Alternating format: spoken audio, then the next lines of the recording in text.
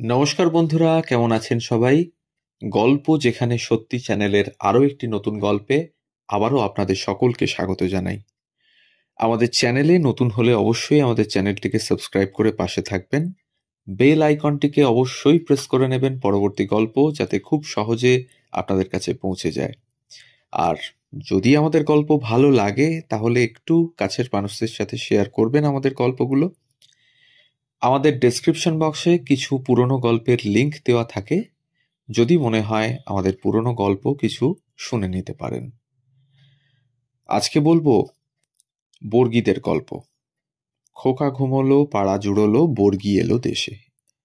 আসলে কোথা থেকে এই বর্গী কথাটার উত্থান হলো তারই গল্প থাকছে, তারই গল্প বলা ভুল, সত্য ইতিহাস আপনাদের সামনে তুলে ধরার চেষ্টা করছি। ভারতীয় ইতিহাসের মধ্যযুগের মারাঠা শক্তির উত্থান বেশ উল্লেখযোগ্য একটা ঘটনা। মহারাষ্ট্রে এককালের রাজা শিবাজি ভোসলে প্রায় দেবতার মতোই সম্মান পেয়ে থাকেন। তিনি ছত্রপতি শিবাজি মহারাজ হিসেবে সবচেয়ে বেশি পরিচিত এবং সম্মানিত। প্রবল প্রতাপের সাথে রাজত্ব করা মুঘল সম্রাট আওরঙ্গজেবের অন্যতম প্রধান প্রতিদ্বন্দ্বী হয়ে উঠেছিলেন তিনি। রক্তচক্ষু উপেক্ষা করে প্রতিষ্ঠা করেছিলেন বিশাল মারাঠা সাম্রাজ্য। মোগলদের বিরুদ্ধে বেশ কয়েকবার সফল যুদ্ধযাত্রা মারাঠা রাজ্যের ভবিষ্যৎ নিশ্চিত করে দিয়েছিল। ১৬৮১ সালে শিবাজি মহারাজের মৃত্যু হলে তার শূন্যস্থান পূরণ করেন জ্যেষ্ঠ পুত্র সম্ভাজি ভোসলে।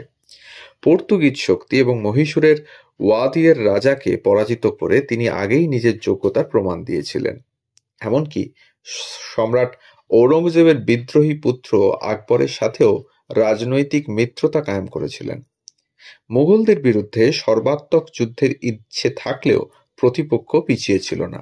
আগে প্রচুর যুদ্ধজয়ের পতাকা উড়লেও সঙ্গমেশ্বরে মুঘলদের বিরুদ্ধে হামলা করে সম্ভাজি ভোসলে পরাজিত হলেন। ১৬৮৯ সালের ১ ফেব্রুয়ারি তিনি ও তার সহযোগী কবি বিলাস মুঘল সেনাবাহিনীর হাতে ধরা পড়লেন। ২১ মার্চ তাদের মৃত্যুদণ্ড দেওয়া হয়। তার পুত্র শাহুজি ভোসলে মুঘলদের হাতে বন্দী ছিলেন। ১৭০৭ সালে আওরঙ্গজেবের মৃত্যুর পর তিনি মুক্তি পান। শাহুজি ক্ষমতা নেবার পর বালাজি বিশ্বনাথকে পেশোয়া বা প্রধানমন্ত্রী হিসেবে নিয়োগ করেন। তার সময় মারাঠা সাম্রাজ্য দূর পূর্ব পর্যন্ত বিস্তৃত হয়। মুঘল আমলের সুবে বাংলা অঞ্চলের প্রায় কাছাকাছি চলে এসেছিল। মারাঠা সেনাপতিদের মধ্যে রঘুজি ভোসলে সবচেয়ে দুর্ধর্ষ ছিলেন। মারাঠা সাম্রাজ্যের বিস্তৃতিতে তার বিশেষ ভূমিকাও ছিল। বালাজি বাজিরাওয়ের অধীনে রাজপুত শক্তির বশ্যতা শিকারের কৃতিত্ব তার। ক্রমান্বয়ে দক্ষিণের কর্ণাটক ও ত্রিচিনোপল্লীতেও সফল অভিযান মারাঠা শক্তি বাড়িয়ে দিয়েছিল। কর্ণাটক থেকে ফিরে রঘুজি ভোসলে বাংলার দিকে নজর দিলেন। কৃষি, কারিগরি ও ব্যবসায় যে বাংলার সে সময় উপমহাদেশে সবচেয়ে সমৃদ্ধ ছিল। ১৭৪২ সালে বাংলায় সর্বপ্রথম মারাঠা আক্রমণ হয়। রঘুজি ভোসলে তখন অনেকটা স্বায়ত্তশাসিত রাজার মতো। তার দুর্ধর্ষ ও নিষ্ঠুর সেনাপতি ভাস্কর রাম কোহলাটকর আক্রমণের নেতৃত্ব দিয়েছিলেন। ইতিহাসে এই সেনাপতি ভাস্কর পণ্ডিত নামে খ্যাত। নিরীহ কৃষকদের ফসল জ্বালিয়ে দিয়ে তাদের ফাঁসিতে ঝুলিয়ে হত্যা করা হলো। নির্বিচারে লুটতরাজ চলতে থাকলো। চারিদিকে হতভাগ্যদের বোবা কান্না ও আহাজারিতে বাংলার বাতাস ভারী হয়ে উঠল। পুরো বাংলা জুড়ে মারাঠা আক্রমণের নির্মমতা বর্গীর হামলা নামে ছড়িয়ে পড়ল। বর্গী শব্দটি মারাঠি বর্গীর শব্দ থেকে আগত, যার মূল অংশ ফার্সি থেকে এসেছে। এর শাব্দিক অর্থ হালকা অস্ত্র বহনকারী দল।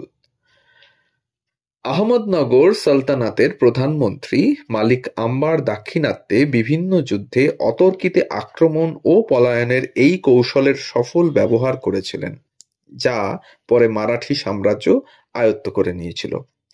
তখন সুবে বাংলার নবাব ছিলেন আলীবর্দী খান। ১৭৪২ সালে তিনি উড়িষ্যা দখল করে কটক থেকে ফিরছিলেন। হুগলির আরামবাগ এলাকায় মোবারক মঞ্জিলে পৌঁছতেই তার কাছে এই অকস্মাৎ আক্রমণ ও প্রাণক্ষয়ের সংবাদ পৌঁছল। শত্রুকে প্রতিহত করতে তিনি রওনা হলেন। 1742 সালের 15 এপ্রিল বুরদোয়ান অঞ্চলে পৌঁছলেন। ভাস্কর পণ্ডিতের মারাঠা বাহিনী চারিদিক থেকে তাকে ঘিরে ফেলল। মুর্শিদাবাদের সুরক্ষার ব্যবস্থা আগে করায় প্রবল শত্রুর তুলনায় তার 3000 ঘোড়সওয়ার নিতান্তই কম দেখা গেল। মারাঠা সৈন্যদের একটি দল ভাস্কর পণ্ডিতের নেতৃত্বে আলীবর্দীর বাহিনীর রসদ সরবরাহে প্রচণ্ড বাধা দিতে থাকল। অন্য দল বল্গাহীন লুটতরাজ চালিয়ে যেতে লাগল। বিনিময়ে আলীবর্দী খান তার গোলন্দাজ ও বন্দুক বাহিনী দিয়ে মারাঠাদের বিধ্বস্ত করতে লাগলেন। আলীবর্দী তার বাহিনী নিয়ে শত্রুর আরও কাছে অগ্রসর হতে চাইলেন। ভাস্কর পণ্ডিতের নেতৃত্বে চতুর মারাঠা বাহিনী তার গোলন্দাজের সীমানার বাইরে থেকে লুটতরাজ আরও প্রসারিত করে চলল। নিরীহ মানুষের হত্যাযজ্ঞ আরও বাড়ানো হলো। আলীবর্দীর বাহিনী কোনোভাবে কাটোয়া পৌঁছল। মারাঠা দস্যুরাও বসেছিল না। সুজাউদ্দিনের জামাতা মীর হাবিব আলীবর্দীর অন্যতম শত্রুও ছিলেন। মারাঠা বাহিনীর আক্রমণের নতুন পরিকল্পনা তার কাছ থেকে এলো। তার পরামর্শে ভাস্কর পণ্ডিত 700 ঘোড়সওয়ার নিয়ে মুর্শিদাবাদ হামলা চালালো। সমানে লুটতরাজ এবং হত্যাযজ্ঞ চলল এখানেও। মুর্শিদাবাদে ধনকুবের জগৎ শেঠের কাছ থেকে 3 লক্ষ টাকা আদায় করে মারাঠা বাহিনী কাটোয়ার দিকে রওনা দিল। আলীবর্দী ইতিমধ্যেই মুর্শিদাবাদের উদ্দেশ্যে কাটোয়া ছেড়েছেন। মারাঠা সৈন্যরা কাটোয়া এলাকায় তাদের ঘাঁটি গড়ে তুলল। মীর হাবিব কার্যত এই সৈন্য দলের উপদেষ্টা হলেন। হুগলি ও এর বন্দর মারাঠাদের জন্য ছেড়ে দেওয়া হলো। অন্যতম সেনাপতি শেষ রাও নতুন এলাকায় সৈন্যদের দায়িত্বও নিলেন। বুরদোয়ানের মহারাজের সভাকবি বানেশ্বর বিদ্যালঙ্কার তার কবিতায় এসে অঞ্চলে মারাঠা দস্যুদের নির্মমতার সাহিত্যিক সাক্ষ্য রেখে গেছেন। সে বছরের সেপ্টেম্বর মাসে ভাস্কর পণ্ডিত বিজয়ের উৎসব হিসেবে বড় আকারে দুর্গাপূজা উদযাপনের সিদ্ধান্ত নিলেন। লুটতরাজের অর্থ ও ধনরত্ন ব্যয় করে জমকালো আয়োজন করা হলো। মহানবমীর ভোর রাতে অর্থাৎ 27শে সেপ্টেম্বর মধ্যরাতে আলীবর্দী খান তার বাহিনী নিয়ে মারাঠাদের উপর ঝাঁপিয়ে পড়লেন। অতর্কিতে এই আক্রমণের কোনো রকম উত্তর দেওয়ার ক্ষমতা মারাঠা দস্যুদের ছিল না। তাই প্রাণ নিয়ে পলায়নই ছিল একমাত্র পথ। ভাস্কর পণ্ডিত প্রাণ বাঁচানোর পর তার বাহিনী নিয়ে মেদিনীপুর জেলায় এলেন। এই অঞ্চলের রাধানগরের বিখ্যাত রেশম শিল্পের কেন্দ্র অগ্নিসংযোগের মাধ্যমে ধ্বংস করে লুটতরাজ ও হত্যা চালাতে লাগলেন। তার সৈন্যরা অন্য একটি দল কটকে ঘাঁটি করল। আলীবর্দী কটক দখল করে মারাঠা সৈন্যদের তাড়িয়ে দিলেন। 1743 সালের ফেব্রুয়ারিতে নবাব রাজধানীতে বিজয়ীর বেশে ফিরলেন। কিন্তু মারাঠা বাহিনীর মতো দুর্ধর্ষ ও চতুর শত্রু এত সহজে দমে যাওয়ার পাত্র ছিল না যে। আর শাসক হিসেবে আলীবর্দী খানও সম্ভবত সামান্য নিঃশ্বাস ফেলার অবকাশ যাপনের ভাগ্য নিয়ে জন্ম নেননি। 1743 সালের মার্চ মাসে নাগপুরের রাজা রঘুজি ভোসলে স্বয়ং ভাস্কর পণ্ডিতকে নিয়ে কাটোয়ায় উপস্থিত হলেন। ছত্রপতি শাহুজি ভোসলেকে স্বয়ং মুঘল সম্রাট বাংলা, বিহার ও উড়িষ্যা থেকে কর আদায়ের অনুমতিপত্র দিয়েছিলেন। শাহুজি সেই জন্যই রঘুজিকে পাঠিয়েছেন। শক্তি প্রয়োগ করে সেই দাবি পূরণ করতেই রঘুজি ও ভাস্কর পণ্ডিতের আগমন। মুঘল সম্রাট শাহুজিকে বাংলায় লুটতরাজ বন্ধের আহ্বান জানালে তিনি সম্মত হলেন। শাহুজি নবাব আলীবর্দী খানের সাথে সাক্ষাৎ করলেন। আলীবর্দী খান বাৎসরিক কর ছাড়াও পেশোয়া শাহুজিকে 22 লাখ টাকা দিতে সম্মত হলেন। বিনিময়ে তিনি রঘুজি ও ভাস্কর পণ্ডিতের লাগাম টেনে ধরার আশ্বাস দিলেন। কিন্তু বিধি বাম। কয়েক মাস পরে ভাস্কর পণ্ডিত উড়িষ্যা ও মেদিনীপুরের পথে এসে আবার বাংলায় চড়াও হলেন।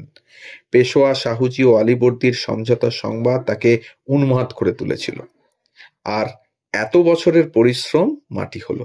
আর শাহুজি কিনা 22 লাখ টাকা বিনা পরিশ্রমে পাবে। আলীবর্দী ভাস্কর পণ্ডিতের আক্রমণের প্রমাদ গুনলেন।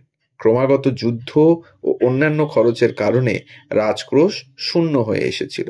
এছাড়া চলমান সংগ্রামে তার সেনাবাহিনীও রীতিমতো ক্লান্ত হয়ে পড়েছিল।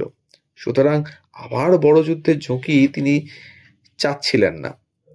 তার সেনাবাহিনীর অন্যতম বিশ্বস্ত ব্যক্তিত্ব গোলাম মুস্তাফা খান এগিয়ে এলেন। তিনি নবাবকে কৌশলে কাজ করতে উৎসাহ দিলেন। তার পরামর্শ ছিল সরাসরি সংঘাতে না গিয়ে ভাস্কর পণ্ডিতকে সমঝোতায় আহ্বান করা হোক, তারপর সুযোগ বুঝে পরবর্তী ব্যবস্থা নেওয়া যাবে। 1744 সালের 31শে মার্চ বহরমপুরের কাছে এক তাঁবুতে সমঝোতার আনুষ্ঠানিক ব্যবস্থা করা হলো। ভাস্কর পণ্ডিত তার 21 সহযোদ্ধা নিয়ে তাঁবুর সামনে এলেন। আড়ালের গুপ্ত ঘাতকরা অতি সাবধানে 20 জনকে গোপনে হত্যা করল। শুধু রঘুজি গায়কোয়াড় পালিয়ে বাঁচল। ভাস্কর পণ্ডিত চতুর ও দুর্ধর্ষ হলেও এতটা তার ধারণার বাইরে ছিল। গুপ্ত ঘাতকের হাতে এই তুখোড় সেনানায়কও শেষ পর্যন্ত প্রাণ বিসর্জন দিলেন। মারাঠা বাহিনী দুর্ধর্ষ হওয়ার পাশাপাশি নির্মম ছিল। আক্রমণের পথে চোখ পড়া মাত্রই শহর গ্রাম জ্বালিয়ে ধ্বংস করা, নির্বিচারে হত্যা ও লুটতরাজ তাদের মূল নীতিও ছিল। নবাবী আমলে বাংলাকে এই ধ্বংসযজ্ঞের হাত থেকে বাঁচাতে আলীবর্দী খান যথাসাধ্য চেষ্টা করেছেন। সাফল্য কিছুটা দেখা গেলেও উপদ্রব কখনো একেবারে শূন্য হয়ে যায়নি। তো এই ছিল আজকের গল্প, ভাস্কর পণ্ডিতের গল্প, বর্গীদের গল্প, মারাঠাদের গল্প, আলীবর্দী খানের গল্প। আমাদের গল্প যদি ভালো লাগে তাহলে আমাদের গল্পটিকে একটু কাছের মানুষদের সাথে শেয়ার করবেন, কমেন্টের মাধ্যমে জানাবেন কেমন লাগলো। সবাই ভালো থাকবেন, সুস্থ থাকবেন। ধন্যবাদ।